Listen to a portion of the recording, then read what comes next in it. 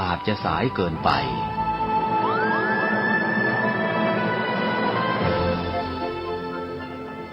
เราควรใช้สื่อนำธรรมะเข้าไปให้ถึงภายในบ้านโรงเรียนองค์กรต่างๆให้มากที่สุดการใช้สื่อจะทำให้ผ่อนแรงและประหยัดทั้งคนและเวลา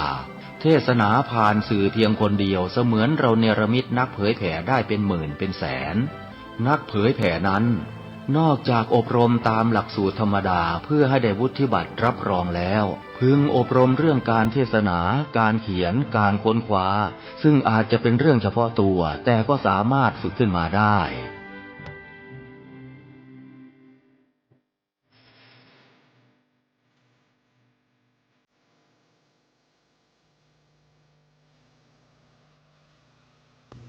สวัสดีครับท่านผู้ฟัง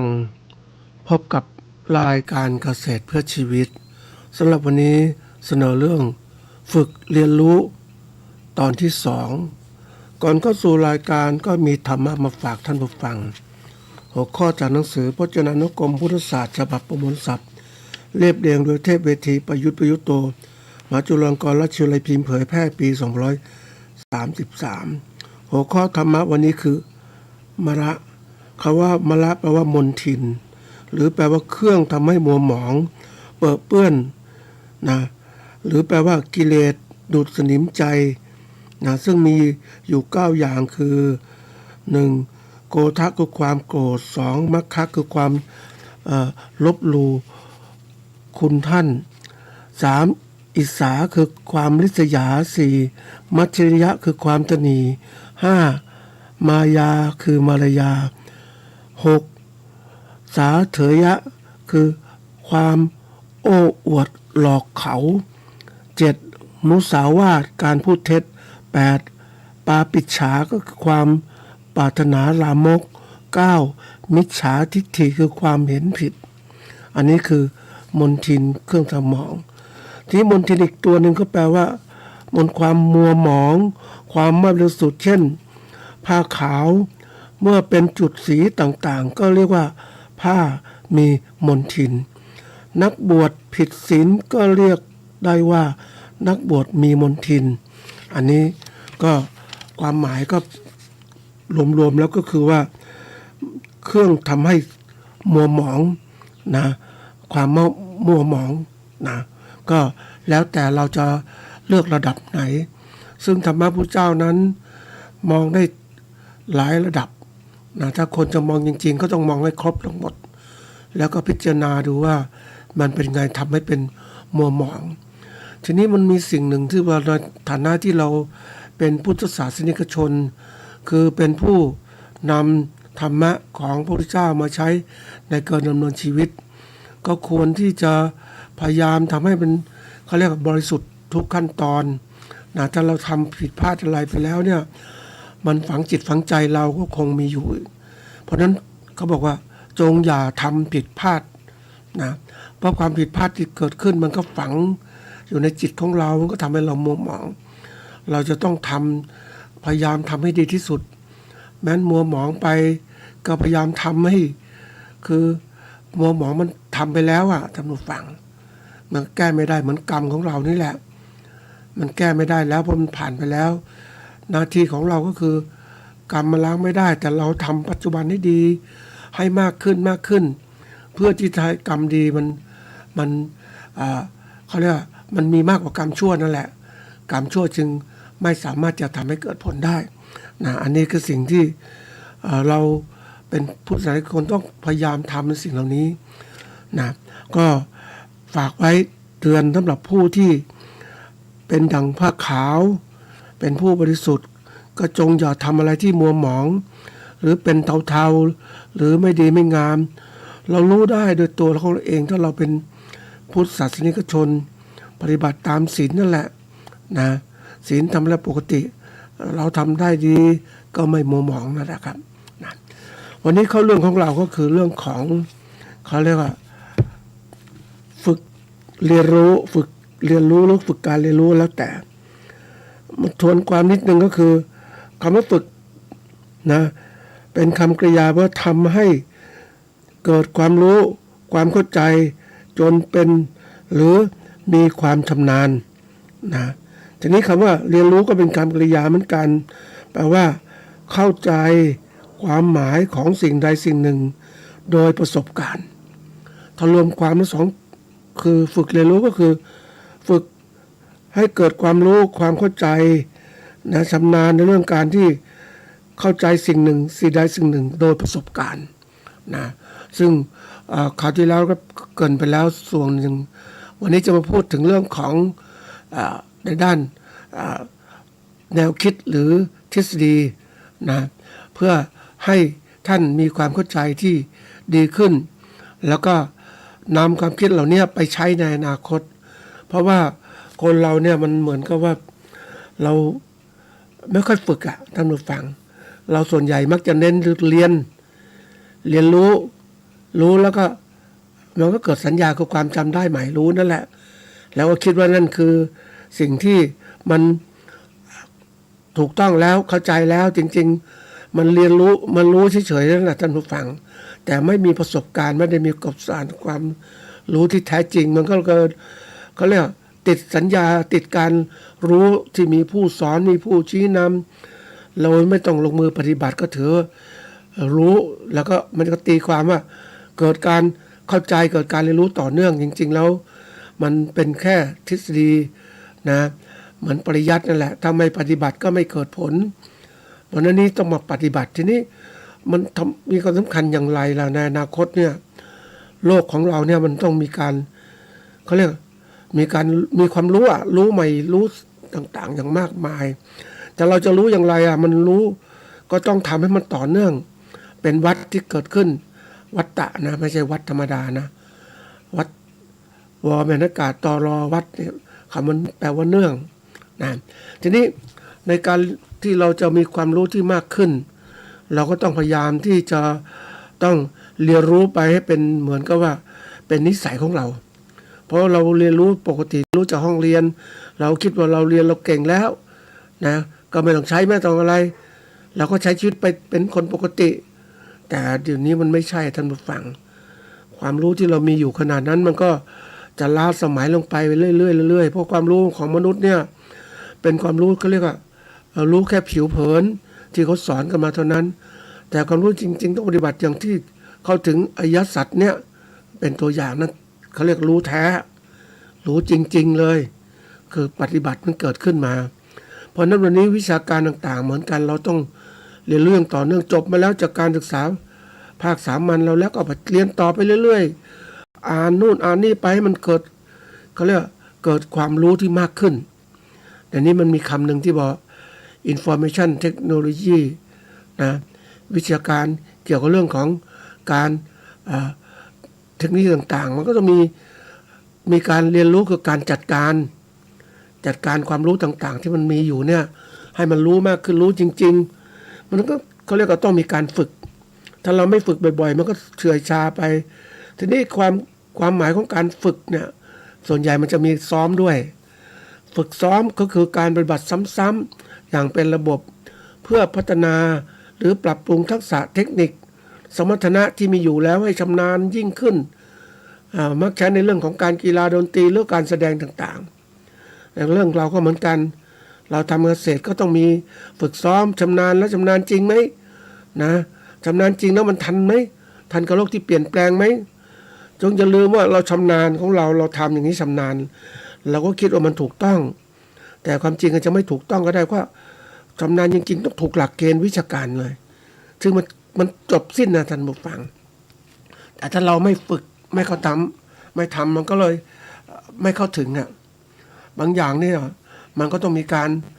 จะฝึกได้นะมันก็ต้องมีการทดลองด้วย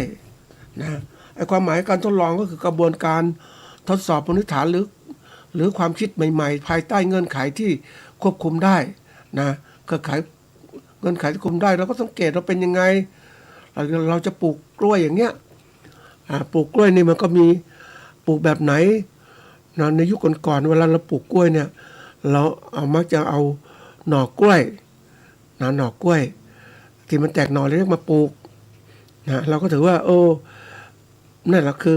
สิ่งที่เราทำก็ถูกแล้วแต่ยุคใหม่ๆบางทีมันหน่อกล้วยมันจะหวังหน่อกล้วย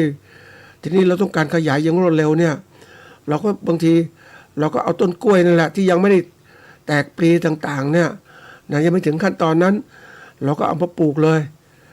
ขุดมาปลูกคือทีนี้มันต้นใหญ่ท่านผู้ฟังต้นใหญ่เราก็ทำยังไงก็ตัดเอาต้นออกให้มันเหลือแต่ให้มันพอที่ปลูกได้เล็กๆคือต้นที่มันสูงขึ้นน่ะมันยังไม่ออกดอกอะไรก็ตัดทิ้งเลยแล้วก็เอาไปปลูกใหม่ให้มันแตกนะมันก็จะเป็นเหมือนกับว่าเขาเรียกว่าขยายพันธุ์รวดเร็วขึ้นนะท่านผู้ฟังเราก็คิดว่าสมัยก่อนมันนี่มันถูกต้องเดี๋ยวนี้มีอีกพอเลี้ยงเนื้อเยื่อครับอีกเนี่ยมันก็เกิดวิชาการใหม่ๆเนื้อการทดลองใหม่ๆที่เกิดขึ้นเขาบอกว่าพวกนี้มันต้องฝึกซ้อมฝึกทดลองต่างๆมันจะได้อะไรต่างๆที่มากขึ้นเราจงอย่าเชื่อว่าเฮ้ยสิ่งที่เรามีอยู่เนี่ยมันจริงมันแท้มันหยุดแค่เนี่ยเขาเรียกบางคนที่มันชอบติดยึดกับสิ่งที่ตัวเองเก่งตัวเองมีว่าถูกต้องดีแล้วนะแต่เราไปเปิดโลกทัศน์ที่กว้างโอ้เราจะรู้ว่าโอ้นี่สิ่งที่เราคิดเราดีแล้วอะที่ไหนได้โอ้ยมันมีอะไรมากกว่านี้อีกนะมันมีอะไรมากกว่านี้อีกนั่นก็คืออะไรโลกทัศน์ของเรามันแคบเราก็คิดในโลกของเราเนี่ยมันเก่งจริงแล้วแต่ออกไปสู่โลกกว้างวิชาการมันมากขึ้นโอ้ยมันเป็นอย่างนี้ยิ่งวันนี้ไปดู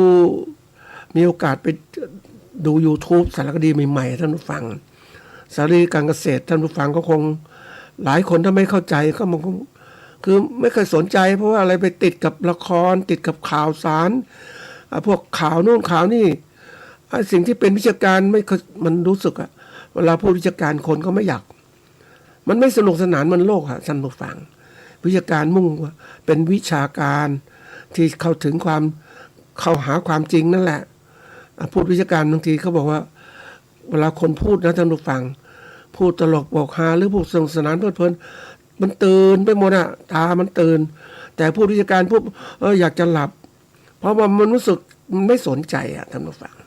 มันเป็นธรรมชาติไม่ว่านักเรียนหรือนักศึกษาเวลาสอนก็อย่างเนี้ยเหมือนกัน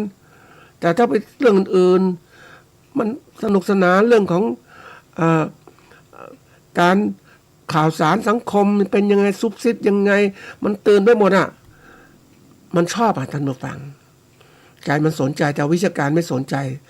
นี่วิชาการมันสำคัญต่อการเกษตรของเรานะท่านผู้ฟังทุกด้านเลยแล้วอย่าคิดว่าวิชาการเราดีนะท่านผู้ฟังคนที่จมอยู่กับการวิชาการดั้งเดิมก็บอกว่าดีถูกต้องเยี่ยมก็ชมตัวเองนั่นแหละแต่ไปดูที่มันวิชาการสมัยใหม่ที่มันเปลี่ยนแปลงโอ้ยมันทันสมัยมากเลยยุคจากการเกษตรแบบดั้งเดิมยุคการเกษตรสมัยใหม่เกษตรชนิดใหม่ๆเกิดขึ้นโอ้ยมันน่าตื่นเต้นนะท่านผู้ฟังเหมือนเรายังนึกถึงไอ้ความที่เราเคยชินนะท่านผู้ฟังแล้วปลูกมะม่วงนะแม่ต้นใหญ่ๆมันดีเว้ยต้นใหญ่มันดูมันคงมันมองดูมะม่วงเยอะแยะไปหมดเลยแต่คิดว่าระหว่างที่มันม่วงต้นสูงๆเนี่ยนะกิ่งก้านสาขาก็แตกสูงทีนี้มันเสียค่าแรงงานเก็บนู่นนี่ไปหมดเลยแต่เดี๋ยวนี้มะม่วงมันปลูกถี่ท่านผู้ฟังมันเหมือนกับว่าใช้การทำคอแสงที่มันเต็มที่เลยปลูกทีไม่ต้องสูงเก็บเอาแล้วมันทีมันก็มันดกนะท่านผู้ฟังแล้วมีการใช้แมลงผสมเกสรติดผลอีกมากขึ้นมันดีมากๆเลยท่านผู้ฟังแล้วห่อก็ง่ายดูแลต่างๆก็ง่ายไม่ต้องปีนเข้าไปสิ่งที่เราคิดสมัยก่อนนะปลูกมะม่วงต้นสูงมันดีแต่ว่ายุคปัจจุบันมันมีแบบใหม่ละมะม่วงเป็นอุตสาหกรรมทำยังไงเราออกไม่ใช่ออกแบบปลูกนี่สมัยก่อนเราปลูกเป็นออกปีละครั้งนะท่านผู้ฟังนะเราควบคุมปล่อยธรรมชาติควบคุมนั่นแหละปีละครั้งติดผลก็ติดแล้วก็รออีกปีหน้ามันก็มีมะม่วงใหม่พันธุ์ใหม่3 ฤดูไปอีกโอ้ปลูกออกดอกทั้งปีแต่เดี๋ยวนี้มันมีพันธุ์ใหม่อีกเทคโนโลยีการผลิตแบบใหม่เกิดขึ้นมันก็ทำให้ออกดอกได้มากขึ้นติดผลมากขึ้นปลูกได้มากขึ้นผลผลิตก็มากขึ้นนี่มันเป็นตัวอย่างนี่เฉพาะพืชนะสัตว์ก็เช่นกันนะทีนี้ว่าเรามาดูว่าเราทำไมต้องฝึกซ้อมฝึกทดลองต่างๆก็เพื่อที่ทำให้เรามีความรู้ใหม่ๆเกิดขึ้น แล้วก็มีความเข้าใจเรื่องตัวแปรต่างๆแล้วก็ปัจจัยที่มีผลการผลิตยังไงมีผลลัพธ์อะไรเกิดขึ้นแล้วก็ทำยังไงบ้างอันนี้เป็นตัวสำคัญที่สุดทำให้เราสามารถที่จะเก่งมากขึ้นทีนี้การฝึกต่างๆมันก็มีหลักการว่าต้องมีความเฉพาะเจาะจงฝึกตามประเภทกิจกรรมที่ต้องการฝึกแล้วก็มีความหนักเกินปกติคือเพิ่มความเข้มข้นหรือปริมาณหรือคุณภาพมากขึ้นเพื่อให้มันเห็นผลมากขึ้นเราทำเล่นๆไม่ได้เราทำจริงจังเห็นผลแล้วก็ดูมีความก้าวหน้าเกิดขึ้นแต่ละอย่างมันมีค่อยๆเราทำส่วนใหญ่นะมึงฟังก็เหมือนกับว่าทำไปเรื่อยๆเรื่อยๆแต่มันไม่แน่นนะอย่างกรณีผู้ที่ฝึกสมาธิก็เช่นกันนะอันนี้ยกตัวอย่างนะผู้ฝึกสมาธิทำแล้วก็ไม่เห็นมีสมาธิเลยทำตัวเนี้ยก็ไม่เห็นมีสมาธิเกิดขึ้นอย่าทำเสียเลยดีกว่างั้นบางคนเนี่ยแต่ทำอย่างนี้จริงๆแล้วภายใน30 นาทีหรือ5 นาทีแล้วแต่เราทำสมาธิได้ครบเวลาตามนั้นไหมแล้วเราทำอย่างต่อเนื่องไหมทำบ่อยๆไหมนะมันถึงจะเพิ่มสมาธิแต่นี่มันไม่ทำบ่อยๆไม่ทำคือมันไม่ค่อยมีความหนักแน่นนะอันถัดมาคือเรื่องของความเฉพาะบุคคลเราก็ดูว่าบางเรื่องฝึกยังไงเราควรจะทำอย่างไรวัยไหนควรทำอย่างไรระดับไหนนะต้องการเป้าหมายอย่างไรแล้วก็ต้องมีการปรับตัวในการฝึกแต่ละครั้งเนี่ยก็ปรับตัวให้มันดีขึ้นเหมือนเราออกกำลังกายก็ต้องปรับตัวนู่นปรับตัวนี่ออกท่าโน้นท่านี้ยืดเส้นยืดสายเพื่อทำให้ร่างกายเราสมบูรณ์มากขึ้นนะนี่การปรับตัวบางทีแล้วเราทำไปเนี่ยบางอย่างเนี่ยมันฝึกถ้าไม่ฝึกมันก็ไม่มีความพร้อมใช่ไหมไม่ทำไม่ได้ฝึกก็มีความพร้อมมีการพักมีการซ่อมแซมร่างกายป้องกันอาการล้าต่างๆการเกษตรก็เช่นกันต้องทำเราปกติเรามักจะอยู่ในวงการเกษตรสมมุตินะแล้วอยู่ของเราเงี้ยทำนาก็อยู่อย่างเงี้ยไม่ไปไหนเลยอยู่อย่างเงี้ยมันก็เลยกลายว่าไม่รู้อะไรเลยท่านผู้ฟังพอรู้ในโลกของเราคิดเราเก่งอะมันเป็นตัวสำคัญนะท่านผู้ฟังไอ้ความหลงตัวเองเนี่ยมันเกิดขึ้นคิดว่าตัวเองเก่งตัวเองดีไม่เคยเปรียบเทียบคนอื่นมันต้องมีการเปรียบเทียบท่านผู้ฟังเพราะว่าเมื่อไรก็ตามเรามีทิฏฐิมานะถือตัวทุกตนเราก็คิดว่าเราเก่งนู่นเก่งนี่แต่เราออกไปมองข้างนอกบ้างมาดูตัวเราย้อนกลับมาดูไอ้ที่เราเก่งเรามีอะไรบ้างเก่งจริงไหมมันเก่งไม่ถ้าไปดูย้อนกลับไปดูคนอื่นเขาทำยังไงเราเป็นยังไงทำไมไม่เหมือนเขาอย่างเงี้ยเพราะนั่นคือการมองย้อนกลับมาเขาเรียกว่ามีการทบทวนตัวเองบ้างว่าเฮ้ยทำไมเป็นอย่างนั้นเวลาทำการทดลองหรือการฝึกต่างๆเนี่ยก็ต้องมีการออกแบบคือมีตัวแปรยังไงบ้างตัวแปรต้นตัวแปรตาม มันต้องดูตรงเนี้ยเราต้องฝึกยังไงนะถึงจะเก่งมากขึ้นนะปฏิบัติอย่างไรวิเคราะห์ผลยังไงสรุปยังไงต้องมีการทำมากๆถ้าเราไม่ทำนะต้องฟังไปเจอเนี่ยคนที่ก็เรียกว่าไม่เคยฝึกเลยอ่ะ ไม่เคยฝึกเลยปุ๊บมันก็เลยกลายเป็นว่าเฮ้ยนะประเภทที่เรียกว่าหลงตัวเองไปแล้วไม่เคยทดสอบตัวเองว่าเราเก่งอย่างนู้นอย่างนี้เนี่ยเราคิดว่าเก่งแต่ความจริงเราหลงกับตัวเองแต่ถ้าเราไปดูอื่นๆมากขึ้นหรืออ่านหนังสือมากขึ้นดูโลกมันกว้างขวางขึ้นเนี่ยเราจะรู้เฮ้ยเรารู้ระดับไหนวะเนี่ยเราคิดเราเก่งจริงไม่เก่งเลยเพราะเราเรียนแค่นี้แต่เดี๋ยวนี้วิชาการต่างๆมันพัฒนาการไปไกลมากมันมากจริงๆนะท่านผู้ฟังจากความรู้ที่เราปีในสมัยนู้นมันมีวิชาการน้อยอ่ะมีการทดลองน้อยเดี๋ยวนี้มีวิชาการเยอะมากเลยวิชาการต่างๆสามารถค้นได้ดูหมดเลยมันก็ทำให้คนที่ไวขึ้นน่ะเขาบอกโลกเนี่ยถ้าเราไม่ศึกษาเรียนรู้บ่อยๆนะท่านผู้ฟังมันก็จะเป็นคนไม่เข้าใจโลกอ่ะไม่เข้าใจโลกหลงโลกเก่าๆอย่างเนี้ยนี้โลกใหม่ๆมันเปลี่ยนตลอดเวลามันเปลี่ยนเร็วมากนะจนทั้งที่บอกว่าเดี๋ยวนี้มันถ้าไม่ใช้การทดลองไม่จะติดตามข่าวสารมันไม่ทันนะท่านผู้ฟังไม่ทำไมเกษตรกรไทยถึงพัฒนาได้ช้าก็เพราะไม่ฝึกการเรียนรู้ไม่ฝึกการอะไรต่างไม่เคยสนใจก็คิดว่าเราดีที่สุดแล้วเราทำไปแล้วเนี่ยเดี๋ยวนี้ไปยิ่งไปดูนะท่านผู้ฟังโลกมันแคบอ่ะแต่นี้โลกมันแคบวิทยาการมันถึงได้เร็วแล้วโลกมันแคบปุ๊บเนี่ยอะไรต่างๆที่ธุรกิจค้าขายต่างประเทศมันก็เข้ามาหมดละ มันเดินทางเข้ามาหมดนะเพราะประเทศเขาผลิตอาหารเยอะแยะเนี่ยมันเหลือเฟือเหลือใช้ก็มาขายประเทศไทยบ้างโอ้เราสู้มันสู้ไม่ได้ก็ลำบากนะท่านผู้ฟังเพราะเราไม่ปรับตัวมันไม่ทันนะโอ้โหเดี๋ยวนี้มันนั่งไปเดินตามห้างดูสินค้าต่างๆโอ้โหมันสินค้าต่างประเทศมันลุยมาเยอะนะสินค้าจีนก็มากมันถูกด้วยอ่ะแล้วเราอยู่วงการเกษตรเราไม่สนใจต่อไปไม่ได้แล้วยังนึกถึงแบบไปดูการผลิตกล้วยในต่างประเทศนะแล้วมาดูผลิตกล้วยของเราเนี่ยแม่มันคนละอย่างกันนะท่านผู้ฟังเราผลิตกล้วยกันขายเนี่ยกล้วยคือกล้วยที่เราขายทั่วไปคือหมายว่าเป็นผลที่เกษตรกรทำเองเอาไว้กินแล้วก็มาเอามาขายส่วนหนึ่งก็มาขายนะขายได้ตามตลาดนัดตามแหล่งต่างก็ขายได้นะก็นั่นคือระดับนั้นนะแต่ถ้าไปดูอุตสาหกรรมมันทำไม่ธรรมดามันผิดเพราะอุตสาหกรรมจริงอุตสาหกรรมนะว่ามันอาศัยความอุตสาหะพยายามทำอย่างเต็มที่มันก็กลายเป็นอะไรมันก็กลายเป็นว่าสินค้านั้นผลิตได้มากต้นทุนเลยต่ำลงแล้วมันก็ควบคุมด้วยคุณภาพไม่จะทำไปคือเราทำไม่กินเหลือไว้ขายคุณภาพก็แค่นี้แหละแต่ถ้าทำขายเนี่ยโอ้มันเน้นตั้งแต่ว่ามีเดี๋ยวนี้มันมีคู่มือนะท่านผู้ฟังปฏิบัติการที่ดีทางการเกษตรผลิตเนื้อผลิตพืชผลิตสัตว์อย่างเนี้ยแล้วมีมาตรฐานสินค้าเกษตรผลิตสินค้าเกษตรด้านพืชด้านสัตว์อย่างเนี้ยทุกอย่างมีมาตรฐานหมดเลยแล้วเราเองนะเราไม่มีมาตรฐานยังคิดมาไปก่อนไปเจอซื้อกล้วยท่านผู้ฟังกล้วยชาวบ้านเนาะก็เขาเอามาขายมีทั้งเวลาจะซื้อกล้วยเขาบอกกล้วยน้ำหวานเนี่ยลูกต้องกลมดีมากต้องสุกอย่างนี้อย่างนี้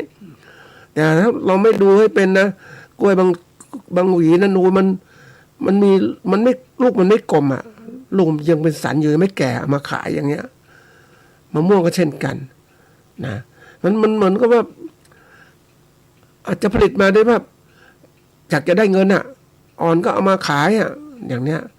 มันเดี๋ยวนี้มันไม่ได้อย่างนี้มันแข่งกันไม่ได้นะเพราะนั้นในโลกมันเปลี่ยนนะท่านผู้ฟังการเรียนรู้ที่ต่อเนื่องต้องฝึกอย่างนี้นะการฝึกเนี่ยมันทำให้เราเข้าใจมากขึ้นนี่ถ้าเราไม่ฝึกเลยเนี่ยมันก็กลายเป็นว่ามันไม่มีพื้นฐานที่จะเข้าใจของความเป็นจริงมันจะต้องทำยังไงบ้างมันก็ติดกับนะท่านผู้ฟังแต่นะอันนี้เรื่องการฝึกต้องใส่ใจทำอย่างต่อเนื่องนะทีนี้มีตัวหนึ่งทำมาคือตัวที่เรียกว่าเรียนคำว่าเรียนเนี่ยเรียนรู้เนี่ยมันไม่ธรรมดานะท่านผู้ฟังเรียนรู้เนี่ยมันมีทฤษฎีนะอันนี้เล่าถึงทฤษฎีก่อนคำว่าเรียนรู้เนี่ยการเรียนรู้เป็นกระบวนการทางสังคมที่ผู้เรียนจะต้องลงมือปฏิบัติและสร้างองค์ความรู้ด้วยตัวเองทั้งนี้โดยมีพื้นฐานอยู่บนประสบการณ์หรือความรู้เดิมนะคือเรามีเรียนมาแล้วนะทีนี้มันเรียนเราจะต่อเนื่องต้องเรียนรู้ไปอีกแล้วสายประสบการณ์ที่เราสัมผัสขึ้นมานะอันนี้เป็นแนวคิดของเจโรมบรูเนอร์นะเป็นนักการศึกษาชาวอเมริกัน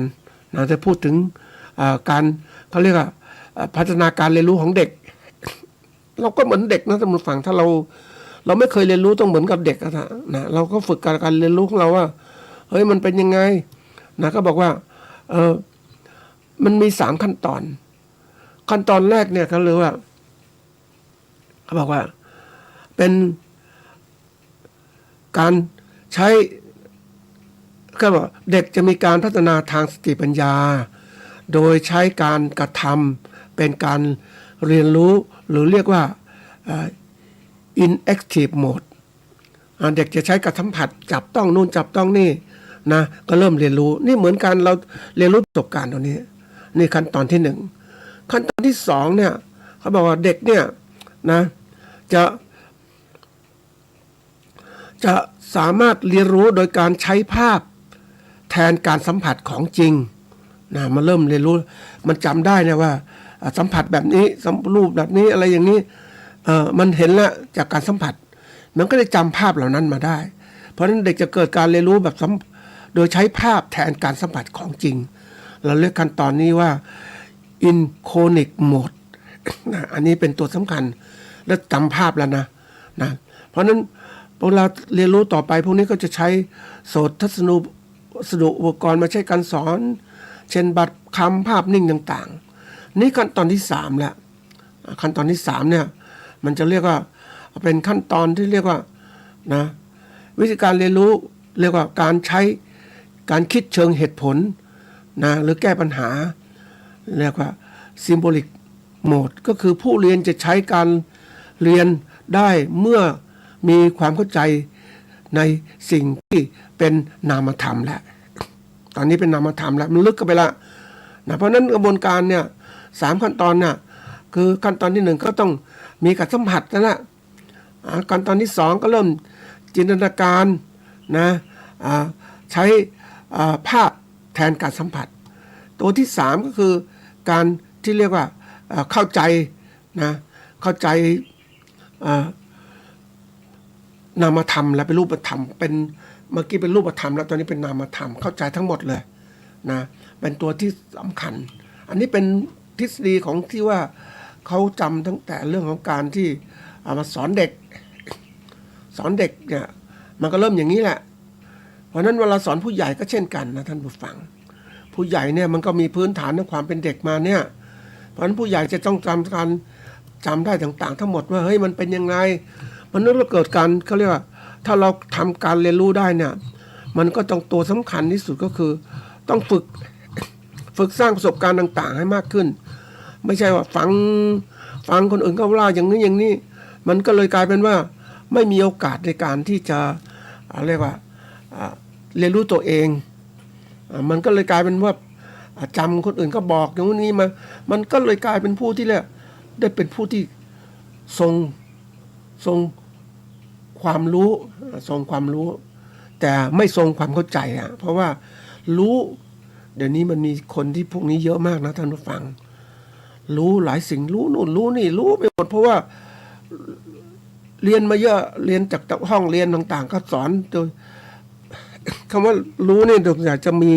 ผู้สอนผู้นำก่อให้เกิดความคิดเกิดขึ้นแล้วมาผู้เรียนก็ทำความเข้าใจผู้สอนชี้นี้ผู้เรียนก็ทำคิดต่อไปเรื่อยๆอย่างเงี้ยแล้วก็สร้างองค์ความรู้เกิดขึ้นมาแต่มันจะเอาไปจินตนาการก็ได้นะแต่ถ้าเราเมื่อไหร่ก็ตามเราลงมือทำเองนะปฏิบัติเองเนี่ยมันจะเหมือนกับว่าได้สัมผัสจริงๆประสบการณ์เนี่ยสอนให้เรามากนะท่านผู้ฟังนะความเข้าใจความหมายของสิ่งใดสิ่งหนึ่งโดยประสบการณ์เนี่ยนะคือเรามีความรู้เดิมแล้วเราก็มาสร้างสมประสบการณ์นะที่บอกว่าเข้าใจนามธรรมต่างๆเรื่องราวต่างๆเพราะเราทำเราทำเองเข้าใจปุ๊บก็จะมันก็ฝังจิตฝังใจเราก็สามารถจะนำความนี้ไปใช้ในเรื่องต่างๆได้มากขึ้นนะคนเราเนี่ยถ้าเหมือนกับว่าตัวอย่างนะท่านผู้ฟังอย่างเราเข้าใจต้นไม้ต้นหนึ่งเนี่ยนะเราเขาบอกว่ามันมีเปลือกกระพี้แก่นทีนี้เราอยากจะเรียนรู้ทำไงบอกมีเปลือกแล้วเข้าใจเรารู้ตรงนี้มาแล้วแต่เราไม่ได้ทำเองไม่ได้เพราะครูสอนอย่างนั้นแต่เราบอกเฮ้ยเราลองทำดูต้นเนี้ยไม้ต้นเนี้ยมันมีเปลือกกระพี้แก่นมันยังไงเราก็สับมาดูเปิดมาดูวันต้นนี้มันเปลือกหนาเว้ยหรือต้นนี้เปลือกบางกระพี้นิดเดียวเองโอ้แก่นมันเป็นไงบ้างโอ้แก่นมันต้นเล็กๆเนี่ยแก่นมันยังเล็กอยู่แต่ต้นใหญ่แก่นมันใหญ่มากเลยนะอย่างต้นสักอย่างเนี้ยนะเราจะเห็นแล้วว่ามันแตกต่างนี่เราเข้าใจต้นไม้ต้นหนึ่งแล้วเนี่ยต้นสักแล้วเราเข้าใจต้นอื่นยังไหมนะต้นไม้อื่นอีกล่ะมายืนต้นอื่นนะเข้าใจอีกมันก็รู้มันเมื่อปอกเปลือกกับพี้แก่นแต่ว่ามันแตกต่างกันใช่ไหมไม้แต่นี้มันก็มีเปลือกกับพี้แก่นแตกต่างกันไปตามชนิดของต้นไม้นะอาจจะมีเปลือกมากนะกระพี้น้อยแก่นใหญ่ก็ขึ้นอยู่ตามอายุของมันอีกก็ต้องศึกษานี่มันโยงความเข้าใจที่เกิดขึ้นเราสามารถเข้าใจต่างๆได้หมดเลยทีนี้เรื่องเข้าใจเนี่ยเข้าใจความรู้ประสบการณ์เป็นเรื่องที่แบบมันสอนกันยากเหมือนกันนะท่านผู้ฟังถ้าคนเราไม่ใส่ใจนะ ได้แต่ทำไปเขาบอกให้ทำก็ทำไปอย่างเนี้ยไม่ได้คิดไม่ได้อะไรเพราะว่ามันเหมือนกับว่า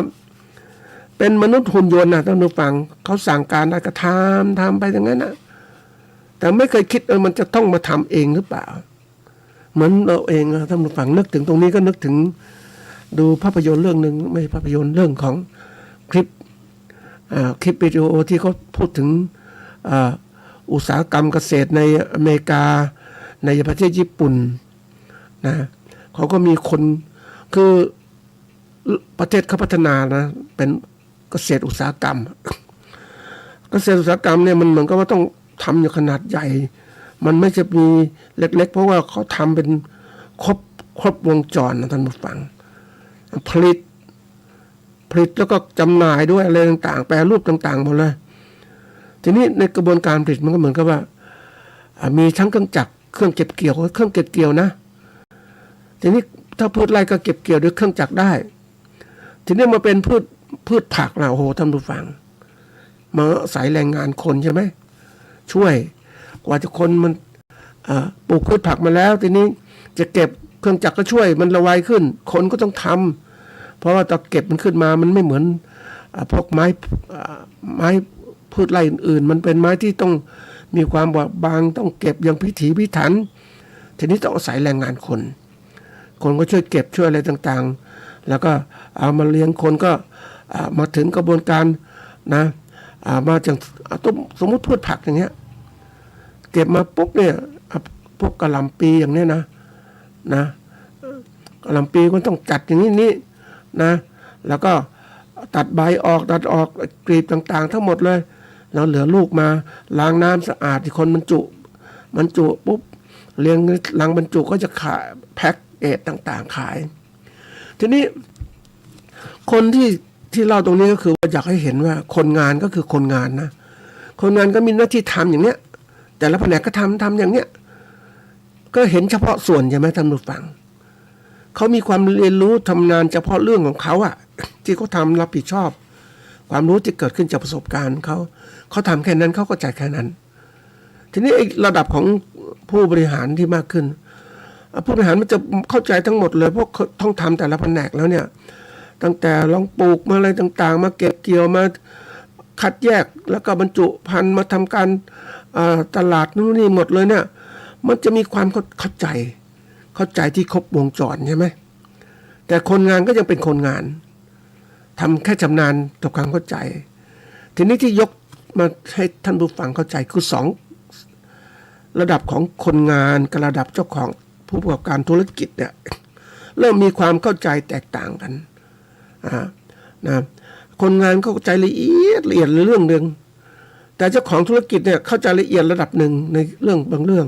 แต่เข้าใจทั้งหมดทั้งครบวงจรในการผลิตอุตสาหกรรมเกษตรเนี่ยมันต้องคิดอย่างนี้ทีนี้ถามว่าให้ใครจะเป็นคนที่จะเขาเรียกว่าเรียนรู้ที่มากขึ้นนะเรียนรู้ที่มากขึ้นแน่นอนทุกคนก็เรียนรู้มากขึ้นนั่นแหละแต่ชำนาญคนละอย่างกันแล้วถ้าคนงานก็ลึกลงไปเจาะลึกลงไปแต่เจ้าของธุรกิจนั้นรู้ลึกระดับหนึ่งแล้วทีนี้รู้กว้างท่านผู้ฟังรู้ลึกรู้กว้างที่จะทำให้ธุรกิจตัวเองเจริญก้าวหน้าแต่ถ้าคนมันรู้ลึกก็รู้อย่างนั้นเหมือนคนนึกถึงให้คนขุดเหมืองให้ขุดแต่ก่อนเนี่ยมันมีนึกถึงในโป่งขามนะท่านผู้ฟังจันทบุรีก็มีโป่งขามขุดกันเนี่ยก็แรงงานชาวบ้านก็มันไม่รู้จะทำไงก็จะเครื่องจักรไม่มีจะขุดทำไงมันได้ก็ต้องเจาะลึกลงไปรูลงในดินนะขุดเอาดินขึ้นมาทีแล้วก็ตะกร้าหรือทีละใส่มานะเอายกขึ้นมาแล้วมาแยกข้างบนนี่มันก็ลึกลงไปเขาบอกคนที่ขุดลึกลงไปเนี่ยมันก็โลกมันก็แคบลงเรามองเห็นท้องฟ้าก็แคบลงแต่มันลึกมันมีความชำนาญเรียนรู้อย่างมากขึ้นเราชำนาญอย่างนั้นแต่โลกมันแคบขึ้นเพราะว่ามันลึกลงมันลึกจนกระทั่งมันไม่กว้างมันนั้นไอ้คนที่เป็นอยู่บนเจ้าของเหมืองเนี่ยมันกว้างรู้ทั้งการขุดยังไงเพราะเข้าใจระบบแล้วทุกอย่างแล้วแต่ไม่ต้องลึกให้คนอื่นทำแทน แล้วรู้ทั้งการที่จะมาเอาโป่งขามมาขายยังไงเข้าตลาดอย่างไรรู้ไปจนเจ้าของธุรกิจพวกนี้รวยไงเขาบอกว่าคนที่จะร่ำรวยนะท่านผู้ฟังนึกถึงแหมมันอดไม่ได้นะพูดถึงความร่ำรวยของคนเนี่ยมันมีพื้นฐานมาจากที่ว่าคนพวกนี้มองโลกกว้างขึ้นลึกแล้วก็กว้างถ้าลึกอย่างเดียวมันไม่มีความคิดจะเปลี่ยนเคยคุยกับคนที่เขาเรียกคนปรุงอาหารน่ะปรุงอาหารปรุงชำนาญอยู่นะก็มีความชำนาญก็มีความสุขถ้าทำงานก็สบายใจก็คิดแค่นี้พอแล้วก็ไม่รวยพวกนี้ไม่รวยแต่เจ้าของธุรกิจมันขายอาหารนะท่านผู้ฟังมันทำเป็นแล้วแหละแต่ว่ามันบางอย่างเนี่ยให้คนงานทำหรือมันตัวเขาทำเองแต่ค้าขายเองหมดเข้าใจลูกค้าเข้าใจนู่นเพราะนั้นเห็นช่องทางที่จะทำกันรายได้มากขึ้นวันนี้มาพูดถึงอาหารก็นึกถึงเกาเหลาท่านผู้ฟังอะไรที่มีชื่อของเชียงใหม่เตรียมความพร้อมทั้งด้านร่างกายและจิตใจเข้าสู่การเป็นผู้สูงวัยอย่างมีคุณภาพกับรายการบ้านไม่รู้โรยเขาพยายามขยายธุรกิจเขาก็จ้างคนมาทำสวัสดีค่ะสวัสดีคุณผู้ฟังที่รักทุกท่านนะคะแล้วก็สวัสดีแฟนๆรายการไม่ต้องสัมผัสอันนี้มากมายเอากำไรมากๆเพราะว่ามีคนงานทำแทนแต่คนงานก็ทำชำนาญปุ๊บมันลูกชิ้นลูกอะไรต่างๆมันเก่งมากขึ้นมันก็รู้สูตรรู้อะไรแล้วมันก็ออกท่านผู้ฟังชำนาญแล้วก็ออกไปทำเองนะที่เจ้าของก็เปลี่ยนนู่นเปลี่ยนคนทำมาเรื่อยๆนะเห็นก็เปลี่ยนหมดแล้วทำไมตอนสุดท้ายไปดูเฮ้ย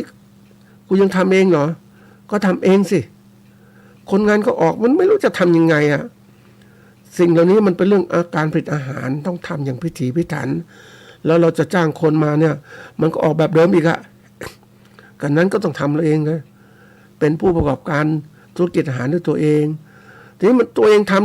ำเป็นผู้ทำเองตั้งแต่ทุกอย่างมันไม่ไหวท่านผู้ฟังมันก็ได้ระดับนี้แหละกลายเป็นผู้ประกอบการแต่ทำทุกอย่างแต่ว่ามันทำไม่ได้มากท่านผู้ฟังไม่ได้ขยายสาขาก็เลยมีรายได้เท่านั้นแหละแต่พอที่จะเลี้ยงครอบครัวได้อันนี้ที่ยกว่าทำไมเขาต้องเป็นอย่างนี้เพราะเขาเรียนรู้ระดับนี้เขาขยายไม่ได้เพราะว่าถ้าไม่ทำเป็นสูตรสำเร็จเนี่ยโอกาสขยายยากอย่างที่ทำธุรกิจร้านอาหารเนี่ยขยายสาขาแต่ก็ทำปรุงมาแล้วปรุงรสชาติอะไรต่างๆคนงานไม่ที่ทำอย่างเดียวทำตามที่เขาบอกกันเนี่ยแค่เนี้ยแต่การที่เขาทำอย่างนี้ไม่ได้เพราะว่าเขาเองเนี่ยนะไม่ได้คุมทั้งหมดทุกอย่างนะท่านผู้ฟังนะให้คนงานมันเก่งก็เลยต้องเรื่องอะไรไปทำเป็นลูกจ้างก็ออกดีกว่าเนี่ยเรียนรู้เนี่ยก็มากขึ้นเข้าใจประสบการณ์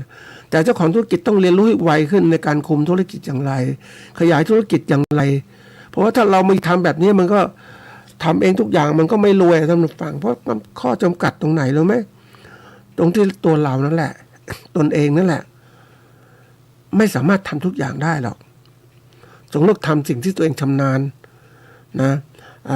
หรือว่าอยากจะทำเป็นผู้การก็ต้องคิดจะวางแผนยังไงเป็นผู้ประกอบการอย่างไรนั่นแหละคือการที่เรียกว่ายกตัวอย่าง การที่เราจะเรียนรู้โลกกว้างเนี่ยมันต้องเหมือนกับว่าต้องเก่งนะท่านผู้ฟังเพราะว่าอย่างที่บอกว่าเราเองเนี่ยอยากจะมีความรู้ที่มากขึ้นนะมันต้องฝึกทุกอย่างนะท่านผู้ฟังฝึกเรียนรู้อย่างต่อเนื่องแล้วก็มองหาโอกาสที่เราจะทำอะไรที่มันดีขึ้นแต่ถ้าคุณเรียนรู้ไปอย่างเรียนรู้ไปมันเหมือนกับตัวอย่างท่านผู้ฟังยังนึกถึงการเป็นนักวิชาการนะมันรู้ลึกวิชาการรู้ไปหมดเลยทำงานวิชาการได้ดีมากเลยค้นพบสิ่งใหม่ๆเยอะแยะมันก็มีความสุขใจนะแต่ถ้าทำไปแล้วเนี่ยมันในแง่ธุรกิจแล้วมันมองไม่เห็นเพราะอะไรมันเหมือนกับคนขุดลึกในหลุมบ่อเนี่ย ลึกลงไปขอบฟ้าก็เล็กลงไม่เห็นธุรกิจแต่คนที่เห็นธุรกิจคือคนที่มองโลกกว้างมองเห็นที่ไปใช้ประโยชน์ก็เหมือนกับนักวิชาการมีความรู้ดีมากทีนี้ไปเจอนักธุรกิจนี่ฉลาดนะท่านผู้ฟังเขามีโลกกว้างโลกทัศน์ที่กว้างแต่เขาอยากจะเขาทำธุรกิจทุกด้านการเกษตรอันนี้ตัวอย่างนะอันนี้ตัวอย่างจริงนะ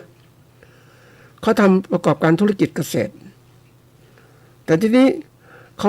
าทำธุรกิจตลาดสินค้าเกษตรตัวนี้เนี่ยทีนี้เขาต้องการความรู้ที่ลึกเนี่ยเขาก็เลยไปหานักวิชาการเขาจ้างเป็นพิเศษก็มีนะเขาอยากให้ทำงานขอคุยต่างๆทั้งหมดเขาก็ได้ความรู้ไปทำต่อเอาความรู้ต่างๆเนี่ยที่นักวิชาการผลิตขึ้นมาเนี่ยเอาไปทำอะไรประยุกต์ใช้มันก็เกิดประโยชน์ธุรกิจของเขาเหมือนเขาได้สูตรอาหารสูตรอะไรพิเศษไปเขาขยายผลิตต่อเขาก็ได้อะไรมีสินค้าออกมาขายก็เกิดอะไรกำไรประโยชน์เขามากขึ้นเขาก็ร่ำรวยแต่นี้มีนักธุรกิจเกษตรแบบนี้มากจริงๆนะที่มากขึ้นนะแต่ว่าเขาเก่งเรื่องของการตลาดเรื่องทุกอย่างเขาก็ร่ำรวยแต่ทีนี้นึกถึงนักวิชาการเกษตรเหล่านี้นักธุรกิจวิชาการก็ไม่รวยอยู่อย่างนั้นต่อเพราะอะไรเพราะว่าเขาไม่ได้ทำการตลาดสินค้าเขาไม่เข้าใจเพราะฉะนั้นที่เราอยากจะทำอะไรแล้วแต่ท่านผู้ฟังนะที่พูดถึงว่าฝึกเรียนรู้เนี่ยเพื่อจะให้ท่านได้เข้าใจว่าเรียนรู้แล้วเนี่ยนะไปทำอะไรต่อก็ถ้าเราอยากจะเก่งวิชาการก็ทำวิชาการไปต่อเก่งธุรกิจก็ไปต่อธุรกิจของเราแต่ทีนี้เราเองนะท่านผู้ฟังบางทีโลกเนี่ยในโลกปัจจุบันเนี่ยนะมันเป็นของธุรกิจกันมาแล้วนะเพราะว่าทุกอย่างทุกขั้นตอนเนี่ยเขาทำกันมาเนี่ยคือธุรกิจเขาทำกำไรนะท่านผู้ฟังอยากจะมีรายได้มีกำไรเขาเลยเอาจริงจังเพราะนั้นทำกำไรเนี่ยเขาทุกอย่างเขาเอาหลักสูตรของการประกอบการธุรกิจเอามาใช้หมดทุกอย่างเลยมันเป็นก็เรียกว่าเป็นบทหรือหลักสูตรของผู้ประกอบการนะที่เขามุ่งหวังถึงตัวเงินความร่ำรวยที่เกิดขึ้นแต่ถ้าเราไม่มีสูตรเหล่านี้เราไม่คิดแล้วก็เจาะลึกเฉพาะส่วนของเราทีนี้มันดูภาพรวมระหว่างที่คือได้มีโอกาสไปพบนักธุรกิจอายุใกล้เคียงกันเนี่ยนะเขาก็ร่ำรวยมากขึ้นเลยท่านผู้ฟังในเวลาที่เราเท่ากันนะเขามีทรัพย์สินมากกว่าประมาณจะเกือบ40-50 เท่านะเพราะว่าเขามีวิญญาณนักธุรกิจแต่ถ้าเราไม่มีวิญญาณธุรกิจเราก็เป็นอย่างเนี้ยแค่เนี้ยเท่าเดียวอย่างเนี้ยนะมันก็เลยครับคิดว่าถ้าคุณอยากจะเป็นฝึกการเรียนรู้เนี่ยคุณต้องเข้าใจว่าคุณเรียนไปเพื่ออะไรเรียนรู้ธุรกิจมันทำให้เกิดความมุ่งหวังการที่จะทำให้ชีวิตดีขึ้นแต่ถ้าคุณไม่อยากคิดอะไรคุณอยากจะอยู่เรื่อยๆเฉยๆคุณก็ได้เท่านี้แหละทีนี้จุดเริ่มต้นที่ว่าจุดสำคัญที่สุดของการที่จะฝึกเรียนรู้เนี่ยมันขึ้นอยู่กับตัวหนึ่งของคนตัวเจ้าของเองนั่นแหละ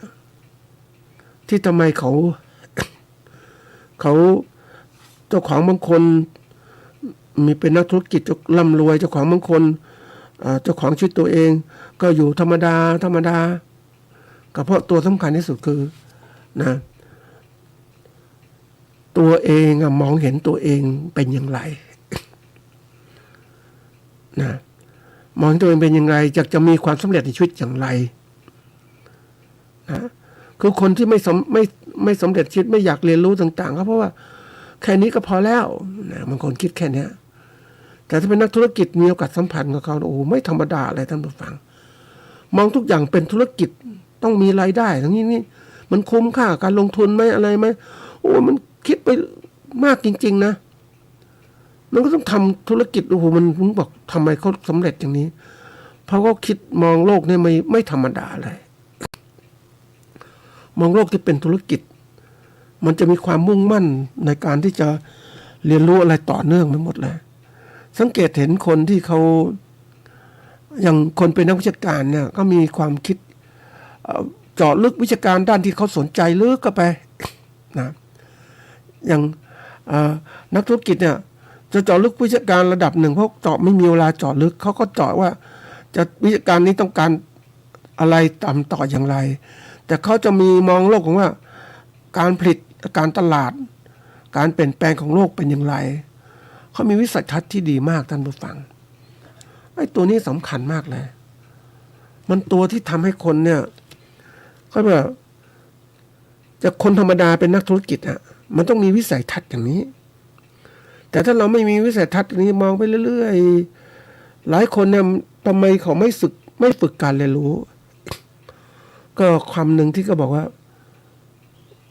ไม่มีความสำคัญเรียนรู้ไม่สำคัญพอแล้วจบก็คือจบนะเจอคนหลายคนที่เรียนระดับที่สูงขึ้นระดับหนึ่งก็พอแล้วนะมัธยมก็พอแล้วปริญญาตรีปริญญาโทก็พอแล้วเนี่ยบางคนบอกงั้นแต่ความจริงแล้วมันไม่พอนะท่านผู้ฟังในโลกของการที่โลกมันก้าวหน้ามากการเรียนรู้มันมีมากมันเป็นเรื่องที่แบบมันต้องอาศัยตัวตนของเรานี่แหละฝึกการเรียนรู้บ่อยจะเห็นโลกมันกว้างจริงๆนะท่านผู้ฟังทุกเรื่องเลยมันเจาะลึกไปเรื่องโอ้โหมันมากจริงๆแล้วนะวิชาการที่มันเติบโตมามากเลยมันแตกต่างจากเดิมมากเลยแล้วถ้าเราไม่เรียนรู้เนี่ยมันไม่ทันอ่ะไม่ทันกับการเปลี่ยนแปลงโลกก็ถูกหลอกได้ง่ายหรือเป็นผู้ที่เขาเรียกทำธุรกิจเขาผิดพลาดได้ง่ายเพราะไม่มีความรู้ไม่ฝึกการเรียนรู้อ่ะแล้วมันเรียนรู้มันทีหลังมันไม่ทำให้ทันกับเวลามันเปลี่ยนไปแล้วเนี่ยความรู้เดิมๆมันใช้ไม่ได้เห็นไหมคุณมาเรียนรู้ของเดิมมันก็เรียนรู้ของใหม่ที่มันลึกเข้าไปอีกมันต้องบอกโอ้โหมันไม่ธรรมดานะไอ้สิ่งที่พูดเนี่ยก็คือว่ามองเห็นว่าการฝึกการเรียนรู้เป็นเรื่องสำคัญของทุกคนเลยโดยเฉพาะอย่างยิ่งผู้ที่เป็นผู้ประกอบการเกษตรธุรกิจเกษตรต่างๆเกษตรกรต้องเรียนรู้มากขึ้นนะเพราะว่าถ้าคุณไม่เรียนรู้มากขึ้นคุณถูกเขาหลอกคุณถูกเขาเราเปรียบคุณก็ยากจนอยู่อย่างเงี้ยเพราะคุณคิดไม่ทันเขาอะพอค้าคิดอีกนักธุรกิจคิดแบบหนึ่งทำไงจะเอาเปรียบได้อย่างวันนี้ที่เจอสถานการณ์ของสถานการณ์น้ำมันอย่างเงี้ยมันเป็นวิกฤตนะมันเชื่อมโยงการผลิตสินค้าเกษตรเพราะเกษตรของเราเป็นเกษตรอุตสาหกรรมแล้วเรามันว่าการขนส่งอีกต่างหากตลาดมันที่มันแคบเพราะว่ามันอาศัยการขนส่งที่ทันสมัยรวดเร็วแต่ทีนี้มันค่าต้นทุนมันสูงขึ้นน่ะค่าขนส่งก็สูงขึ้นอะไรขึ้นมากเลยแล้วการเกษตรจะไปไหวไหมจะขายสินค้าราคาเท่านี้ไหวไหมผู้บริโภคก็เริ่มที่จะบริโภคสินค้าแพงเขาไม่ไหวเขาประหยัดยิ่งไปเจอชอบเป็นนักสำรวจนะท่านผู้ฟังไปดูเขาค้าขายสินค้าเกษตรอย่างไรตลาดมันเป็นยังไงมันเคลื่อนไหวดีไหมอะไรไหมยอมรับว่าตั้งแต่วิกฤตการณ์น้ำมันเกิดขึ้นเนี่ยอันนี้ต้องหัดเรียนรู้นะมันกระทบเทือนต่อการที่สินค้ามันมากราคามันพระ คือมันกระทบเทือนกับผู้บริโภคมากเลยผู้บริโภคต้องมีการประหยัดจับจ่ายใช้สอยการใช้รถยนต์ต่างๆก็น้อยลงกว่าเดิมนะแล้วก็จะซื้อสินค้าที่จำเป็นเท่านั้นแหละเพราะรายได้ของตัวนี้เพราะอะไรเขาเรียกว่าราคาสินค้ามันแพงขึ้นมันค่าเงินมันต่ำลงเขาต้องประหยัดนะท่านผู้ฟังยังไปดูตลาดหนึ่งเนี่ยบอกโอ้ยคนลดลงมัน30-40%น่ะพ่อค้าแม่ค้าก็มาขายน้อยลงอีกบางคนไม่มาเพราะมันค่าขนส่งมันแพงแล้วมาขายก็ไม่คนไม่ซื้อก็เลยกลายเป็นเริ่มหดตัวทางเศรษฐกิจแหละ อันนี้ตัวที่หนึ่งมันลามตรงนี้แล้วนะการจับจ่ายใช้สอยน้อยลงแล้วยิ่งมาเจอรัฐบาลที่บริหารแบบเตรียมขึ้นภาษีแล้วภาษีทุกตัวเลยเพราะว่ารายได้ไม่พอใช่ไหมคือก่อนๆเนี่ยการทำธุรกิจมันคล่องตัวซื้อขายแลกเปลี่ยนมันคล่องตัวมันก็มีโอกาสทำรายได้มากขึ้นแต่เดี๋ยวนี้มันรายได้มันน้อยลงเพราะว่ามันคนจับจ่ายใช้สอยไม่คล่องตัวก็เริ่มมาคิดเฮ้ยทำไงวะจะได้รายได้เข้ารัฐก็เริ่มมาคิดภาษีอีตอนนี้ท่านผู้ฟังเอาขึ้นภาษีปุ๊บผู้ผลิตหรือผู้ขายสินค้าก็เลยขึ้นราคาสินค้าอีกมันก็เลยกลายมาขายสินค้าได้น้อยลงเก็บภาษีได้น้อยลงอีกคิดว่าจะได้มากภาษีมันก็เลยกลายมาเป็นการทำให้เกิดการชะงักงันทางเศรษฐกิจมากขึ้นข้างหน้าเนี่ยน่ากลัวนะผู้ผลิตก็ไม่อยากผลิตแล้วขาดทุนก็ไม่อยากทำแล้วต่อไปสินค้าขาดตลาดแล้วนะราคาสูงก็ไม่พอไม่มีสินค้าขายแล้วอันนี้น่ากลัวนะท่านผู้ฟังเนี่ยคือการเรียนรู้ของเรานะ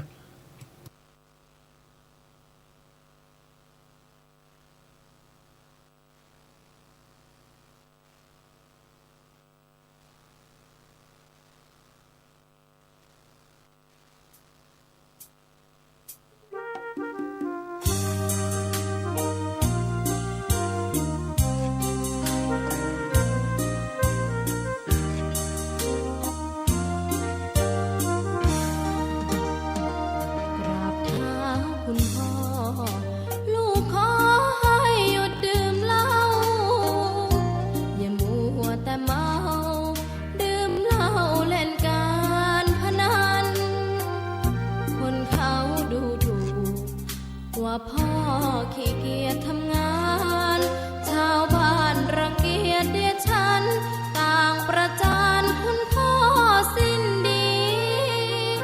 สงสารคุณแม่ลำบากแท้หาเงินมาให้ได้มาเท่าใดพ่อใช้จนหมดไม่มีขัดสนจนยากลำบากคนแค้นเต็มที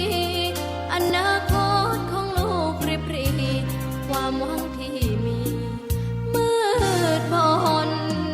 พ่อดื่มสุราเหมือนกินน้ำตาของแม่พ่อจ๋าฐานะเราแย่หากไม่แก้ความจนแม่เตือนพ่อด่าตบตีแม่เสียจนชอกช้ำระกำมองมนซ้ำถูกคนเขานินทากราบเท้าคุณพ่อลูกขอให้หยุดดื่มเหล้าหากมัวแต่เมาคนเขาย้ำหมิ่นเรื่อยมากลับตัวเสียใหม่กลับใจมาพัฒนา